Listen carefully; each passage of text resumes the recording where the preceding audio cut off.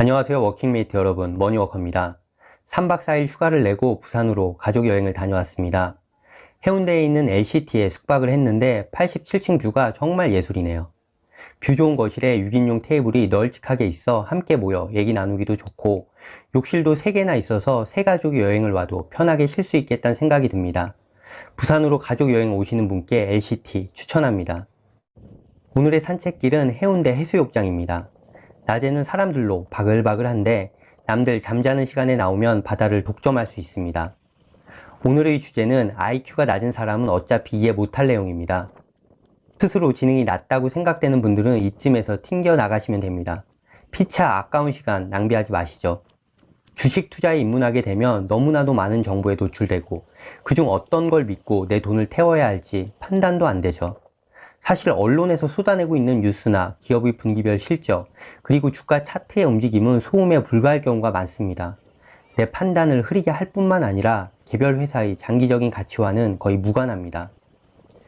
제가 항상 강조하는 거지만 질문을 잘해야 합니다.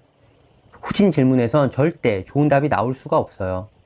어떤 회사가 그 산업에서 가장 높은 시장 점유율을 갖고 있는가? 이런 게 바로 후진 질문입니다. 좋은 질문은 어떻게 그렇게 높은 시장 점유율을 달성했는가, 이런 거죠. 그리고 이 어떻게를 지속적으로 꾸준히 잘 유지할 수 있는 구조 안에 있는 회사가 있다면 내 돈을 태울 만한 거죠. 오늘은 이 어떻게에 대한 딱 한 가지 얘기만 해볼게요. 바로 전환 비용에 대한 얘기입니다. 전 우리은행을 주거래은행으로 쓰고 있는데 대출이 필요해서 금리를 비교하다 보니 신한은행의 금리가 0.2% 정도 낮더라고요. 3천만 원 정도의 대출이 필요한 상황에서 금리 0.2%면 월 5만 원을 아낄 수 있거든요. 근데 조건이 있네요. 제 월급 계좌를 신한으로 바꿔야 하고 카드도 하나 만들어야 하고 월 10만 원짜리 적금도 하나 뚫어야 된다네요. 게다가 저희 집 전기세, 가스비 같은 공과금 일부를 자동 이체로 연결하라네요.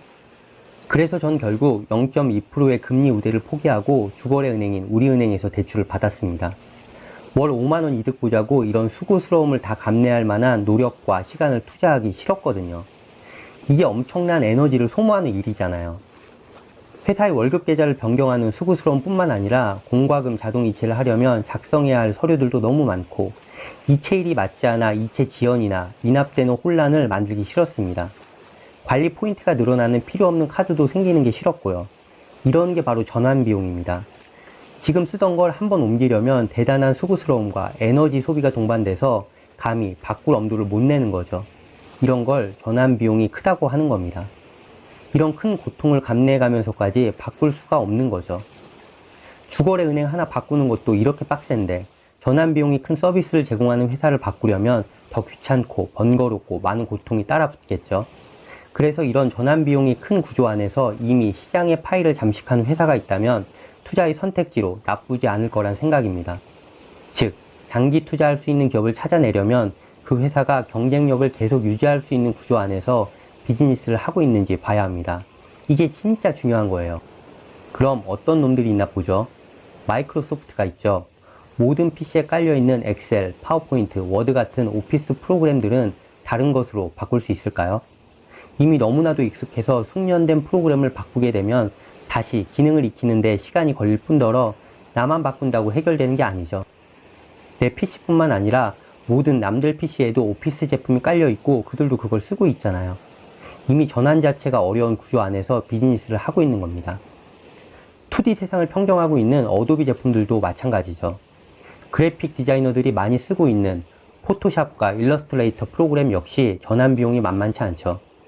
그래픽 공부를 하는 학생들은 학교에서부터 이런 프로그램에 길들여지고 다른 프로그램으로 전환하려면 상당히 많은 시간을 들여서 재교육을 받아야 합니다. 게다가 이런 걸 극복하고 바꿀 만한 이유가 딱히 없어요. 프로그램 기능이 후진 것도 아니고 타사 대비 엄청나게 비싼 것도 아니니까요. 3D 세상을 평정하고 있는 오토데스크는 어떨까요? 걔네도 오토캐드라는 소프트웨어를 갖고 있죠. 엔지니어들은 학부 시절부터 오토캐드를 배우고 이걸로 토목, 건축 설계를 하고 있습니다. 그래서 기업들도 새로운 소프트웨어를 다시 교육시키면서 발생할 생산성 손실을 감내할 생각이 전혀 없죠. 결국 이런 회사들은 별다른 큰 노력 없이 지속적으로 수익을 발생시킬 수 있는 구조 안에 이미 들어가 있는 겁니다. 그래서 이런 회사들의 주가 그래프는 이런 모습을 보이는 거고, 시장에서 어떤 큰 문제가 있을 때만 저렴해지기 때문에 항상 높은 가격 수준을 유지한다는 특징을 갖고 있습니다. 그럼 이런 전환 비용이 큰 회사들을 찾아내려면 어떻게 해야 될까요? 내 생활을 잘 들여다보고 남들이 돈 쓰는 걸 잘 살펴보세요. 우리는 투자자이기도 하지만 소비자로서의 전문성이 훨씬 더 뛰어나잖아요. 전환 비용이 큰지 작은지는 고객의 입장에서 보지 않으면 알 수 없는 건데 우리가 그 고객이라서 천만다행입니다. 오늘은 여기까지 할게요. 오늘 산책이 의미 있었다면 다음에도 함께 하시죠. 그럼 이만.